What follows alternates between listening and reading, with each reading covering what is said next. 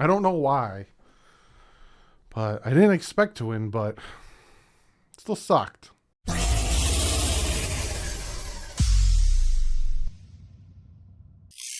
What is up, Finn fans? Yeah, there's some things we got to talk about with this game.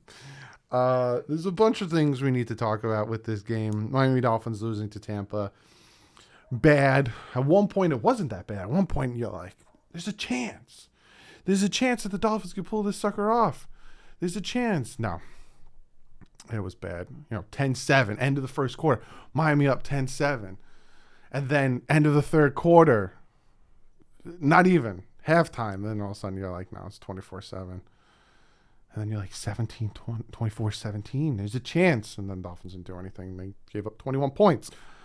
But before we jump into the things that I have to say and the bad and the horrible and there's some good, let's talk about stats. I like to throw in the stats. Jacoby Brissette, 27 for 39, 275 yards, a touchdown, and an interception. Rushing, Myles Gaskin, 5 carries for 25 yards. They rushed 9 times on the game. 9 times. The second half, Tom Brady rushed for more yards than the whole Miami Dolphin offense. 9 times they rushed. Receiving yards, Myles Gaskin, 10 catches, 74 yards. Preston Williams, 3 catches for 6 yards. Myles Gaskin got the 2 touchdowns. Mike Gesicki, 4 catches for 43. Waddle, 2 for 31. Durham Smythe, 2 for 23. And then we look at the Tampa Bay Buccaneers. Tom Brady looked like Tom Brady, 30 for 41. The man threw 41 times. 41 times for 411 yards and 5 touchdowns. He torched us. Then Blaine Gabbert comes in, goes 4 for 4 for 41 yards. I stopped watching at that point. You can call me a fake fan. You can call me whatever you want. But at some point, you got to stop torturing yourself. And I stopped watching. Even though I went downstairs and hung out with my family and the baby. And then they kept the game on. So I had to consistently watch it until CBS, thankfully, cut the game off. Because at some point, it was like watching someone get beat. Leonard Fournette, 12 carries for 67 yards. Giovanni Bernard, 4 catches for 20 yards. 4 rushes for 21. Ronald Jones, 5 carries for 21. And then receiving, Antonio Brown, 7 catches, 124 yards, 2 touchdowns on 8 targets. Mike Evans, 6 receptions, 113 yards, 2 touchdowns on 8 targets. Chris Godwin, 7 catches, 70 yards. They just beat the crap out of us. Absolutely just beat the crap out of us. Plain and simple. At one point, like I said, you thought to yourself, the Dolphins offense was playing well at some points, right? It was the defense. The defense was just, I don't know. The one thing I will talk about is they took Austin Jackson, they put him at left guard, and I think he did better there. Eichenberg didn't do better at left tackle, but I think keeping Austin Jackson at left guard might be the situation right there. Potentially trading for a tackle would be something else. But I liked what I saw from Austin Jackson at left guard.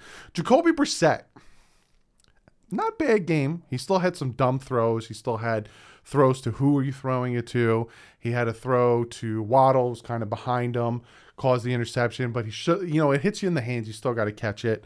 But he had some good throws. The man was in pain. Now, again, I can tear you down or I can, make fun of you because I call him Brisket because of how bad he's played the last 2 games. But the heart and the fight that this man had to continue to play, give it to him. But I'm going to get on Brian Flores.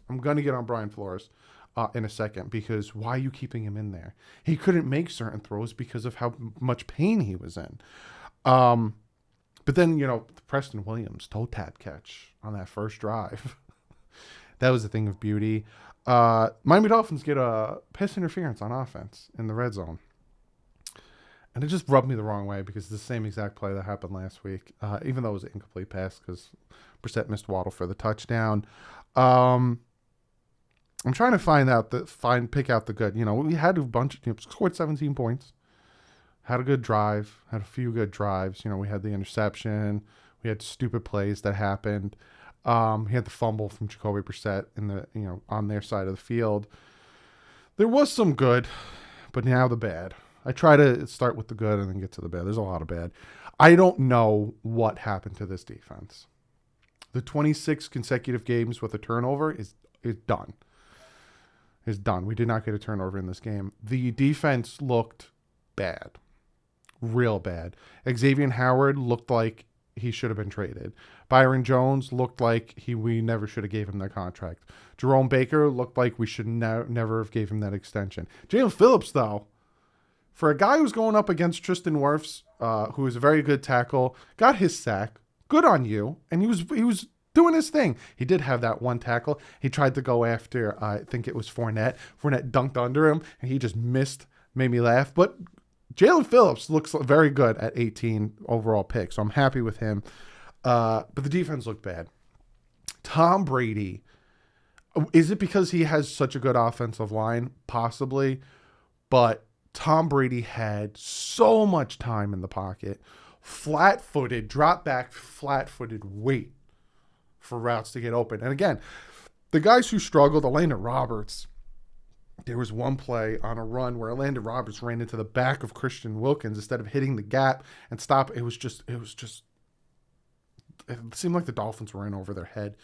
But there, Xavier Howard did get burnt. There was a time where he was pressing Antonio Brown and he let Brown just run across his face instead of jamming him at making any type of contact and leading to a long touchdown. So got to be more physical. But that being said, also it didn't help that Tom Brady got 4 or 5 seconds in the pocket to let these plays develop. Because when we got pressure on him, you saw one drive. I think it was after the half or their second. It's the only punt. It was the only punt they had. Because if you look at their drives, they had a touchdown, a field goal, a touchdown, a touchdown. The missed field goal at the end that they were trying like a 60-something yard field goal. The first drive, they went 4 plays on their own 25. They only got 21 yards. Dolphins get the ball back. That drive, we consistently blitzed and got after Tom Brady, and you saw he was throwing air balls, overthrowing, I don't know why they stopped that, but the defense, like I said, first drive for Tampa, touchdown. Second drive, field goal. Third drive, touchdown. Touchdown. Then the missed field goal. Then we made them punt. Then touchdown, end of the game. I do not know what happened to this defense. The only changes that really happened in this defense was Bobby McCain, Kyle Van Noy, Shaq Lawson. That's it. Shaq Lawson didn't really do much if you look at his stats last year. Bobby McCain, I think Javon Holland is doing better than Bobby McCain. I don't know what happened to this defense. I don't know if it's scheme. I don't know. I haven't seen the amoeba defense. I haven't seen the roaming defense. I haven't seen exotic blitzes. I haven't seen Jerome Baker. Jerome Baker's barely blitzing. He's a guy who just constantly they took Fournette and would motion him and then have him run a crossing route or an out route. And Jerome Baker would let him run the route before he would go run up and try to tackle him, which I'll get to in a second. It was just bad. And that's where a lot of it comes to Brian Flores. This team isn't disciplined. You had this team disciplined last year. You had that TNT wall. The defense was getting turnovers. The defense was making tackles. The defense and offense and special teams were barely penalized. This year, I don't know what you did, Brian Flores, but you need to go back to what you did last year because this team can't tackle for their life. So many missed tackles, so many tackles, and then you throw the guy 4 yards, give him an extra 4 yards. So many tackles where you slide down, just absolute horrid tackling, horrid technique. Just that goes to the head coach. Does it go to individual coaches, the assistant coaches and 100%, but it starts at the top. Brian Flores should be seeing the struggle that's going on and be making these changes. So it starts at the top. Brian Flores needs to do something because for the second half, the team, we got that punt and then the defense was just lackadaisical out there. Just was the long touchdown passes. So many long touchdown passes that happened in the second half. 62-yard touchdown pass to Antonio Brown. There's another long touchdown pass. 34-yard touchdown pass to Mike Evans. 22-yard touchdown pass to Mike Evans. What's going on? What's going on? Going into the season, everyone was like, the Dolphins defense is good. They don't really need to worry about the defense. It's the offense they need to worry about. Do they have a quarterback? Do they have the offensive line? Is this and that? And now all of a sudden it's like, it don't matter. We can go out and get Deshaun Watson. We can go out and get Aaron Rodgers. We can go out and get Russell Wilson. If the defense is doing what they did today, it's the same situation that Deshaun Watson had to deal with last year in Houston. He's only going to win 4 games because that's the same friggin' team. And I don't understand what happened. There wasn't a big change from last year. Kyle Van Noy, injured most of the time. Rarely did you hear his name while playing last year. Same thing with Shaq Lawson.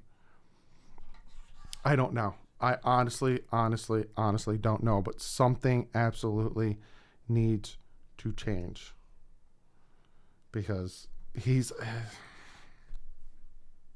coming back next week. Heading to London, face the Jags. They lose this game, that's it. That's it. I'm calling it.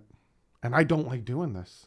I don't like sounding like this. And I told you guys on Twitter, it's not going to be fun. This post-game's not going to be fun. I don't like sounding like this. And again, I did not expect to win this game. But I did not expect the defense to look so bleh. You know what I'm saying? Like, it's just like, yeah, whatever. Like, it seems like they didn't expect to win the game, so they weren't even trying. It's just, and it's funny. Go back and watch my preview for the season. Go back and watch it.